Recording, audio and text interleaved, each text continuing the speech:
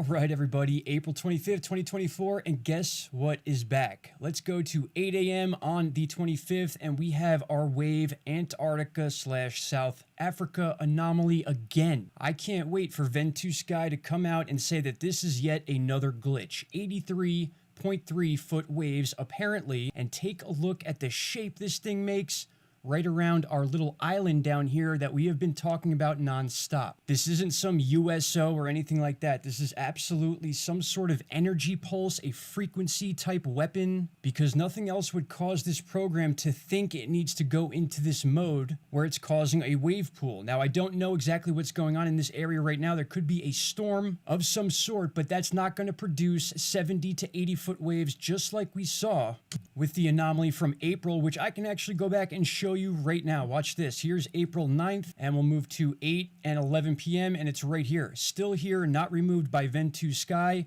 There's another one back in February, so I don't understand how this can be called a glitch anymore. We have something going on between Antarctica and South Africa, and once again, we need more eyes on this. We need an explanation. Something is taking place here that we don't understand and we're not being told about. Anybody can go visit this site. Go to ventusky.com and then click on the C tab and then go to significant wave heights. And then all you have to do is go to today, and here we are. This thing is surrounding our island down here that we claimed was the source of that April anomaly. So there you have it, my friends. We are here in this situation again. I would love to hear what they say this time. Take care. Bye-bye.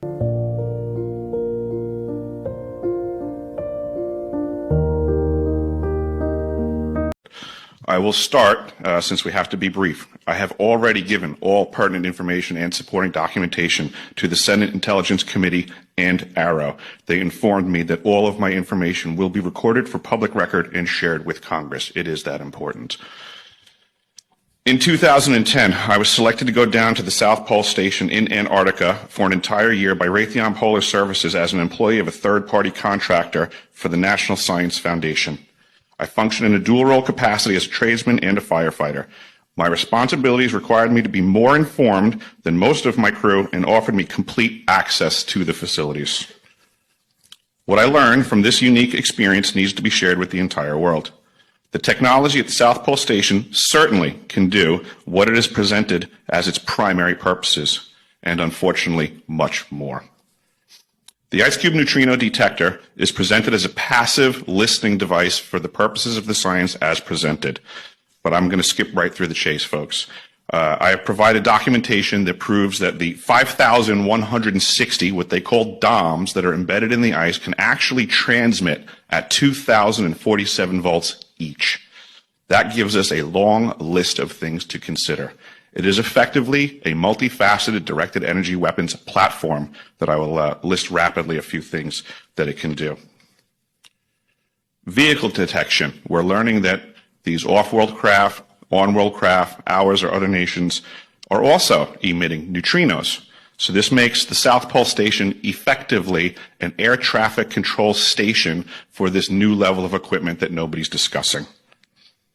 In addition to the ability to detect neutrinos and the exotic vehicles, I have provided documentation that shows that this is also a system for faster than light communications. In the past, Gary McKinnon has hacked NASA, found the off-world fleet, the list of captains, and it's apparent that if we have faster than light vehicles moving throughout this system, we're going to need faster than light communications. This is that facility. Unfortunately, I have other bad news.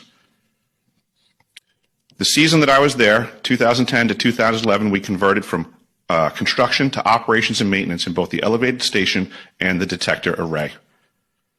Unfortunately, when they first fired it up, that was when we had the earthquakes in Christchurch, New Zealand. There was 2 incidental shots before they were able to target it correctly. This is an earthquake generating device as well. This is the weapons of war that we have to deal with now and what Raytheon's hiding. There's an ELF system at the South Pole Station that when I arrived, I was told it was off, dismantled, and completely defunct. In my work, I will rapidly just tell you, I had to figure out the circuitry for certain other repairs, and I found that this system is in fact completely energized, up and running, and being utilized with the other systems for nefarious purposes as well. The Atmospheric Research Observatory is in what we call the clean air sector. I witnessed myself a very powerful green laser shooting out of the top of this facility into the cosmos. This, I believe, is a secondary form of long-range communications and/or a defense system. I am not saying that we need to be scared of anything that's out there, but please understand the military-industrial complex is happy to invest all of your money in alleviating their fears. A question of power comes into play for all of these facilities that are present. I assure you, I knew what was going on. I knew the load demands of the facility, and all of these new items exceed the demand for the systems that I was presented. I am doing due diligence and research. I believe there is either a secondary power supply there that is either nuclear, that was there prior to the start of the Antarctic Treaty, which prohibits such things, and or that there is some sort of exotic power supply system there that just is not in the verbiage of the treaty, so it negates the responsibility to the parties involved.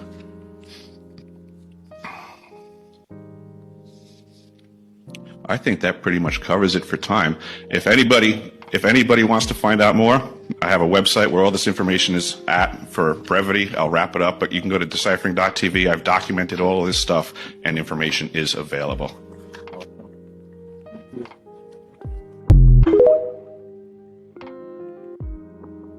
Base Philadelphia Bank, Republic First Bank, was collapsed and was seized by state regulators. Fulton Bank reached an agreement with regulators to take over Republic's first nearly 36 branches in Pennsylvania, New Jersey, and New York. They will reopen under the Fulton Bank name. This branch in Media already has a temporary sign-up. This is the first regional banking failure this year. All right, so yesterday some big news was announced that you guys have tokenized a BlackRock fund and put it on the Hedera blockchain.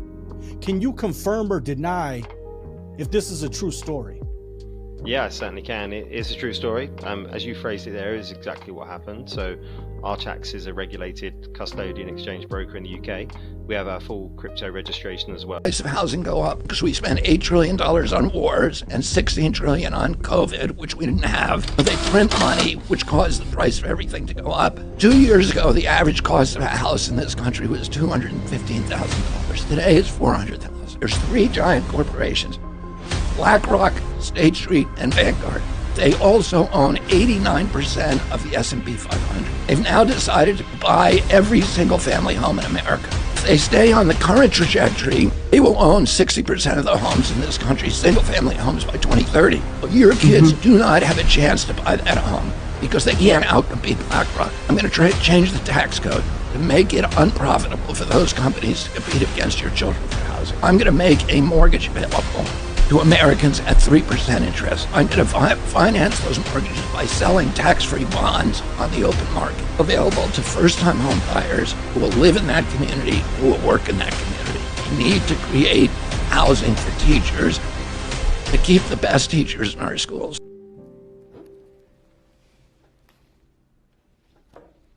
Hello. My name is Montague William III. And what I will tell you may well sound absurd, but the less who believe it, the better for me. For you see,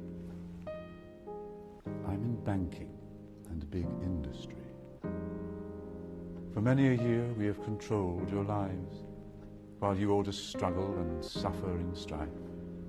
We created the things that you don't really need, your sports cars and fashions and plasma TVs. I remember it clearly how all this begun. Family secrets from father to son. Inherited knowledge that gives me the edge, while you people lie sleeping at night in your beds. We control the money that controls your lives. Whilst you worship false idols and wouldn't think twice about selling your souls for a place in the sun.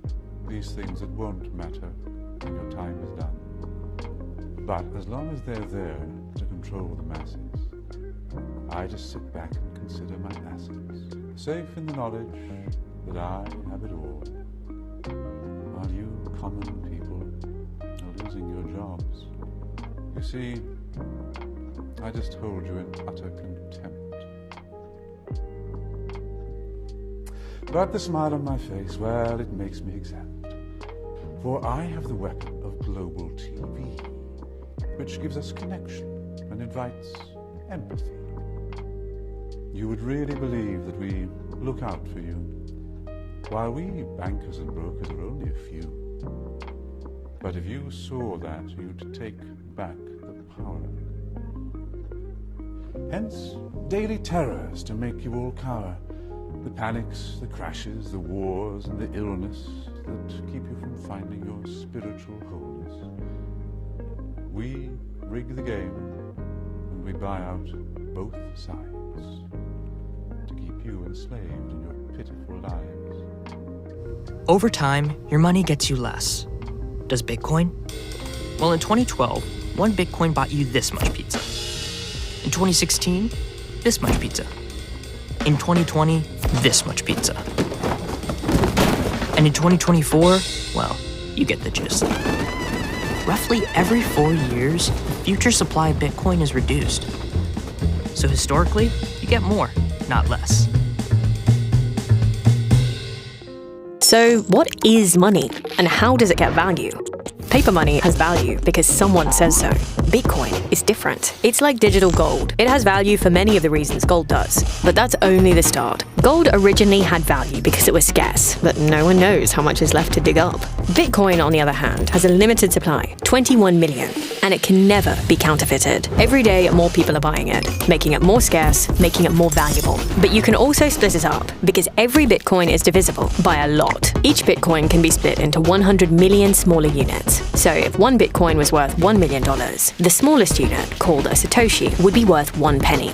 So you can send whatever amount you want, and no one can stop you, because no central authority controls it. So unlike with banks and credit card companies, you don't need approval to use it, and no one can decide to just print more or shut it down. It puts the power back in all our hands. Bitcoin lets you control your finances. Kraken lets you buy Bitcoin. Kraken, see what crypto can be. Pay insufficient attention to the frightening scenario of a comprehensive cyber attack, which would bring to a complete halt to the power supply, transportation, hospital services, our society as a whole. The COVID-19 crisis would be seen in this respect as a small disturbance in comparison to a major cyber attack.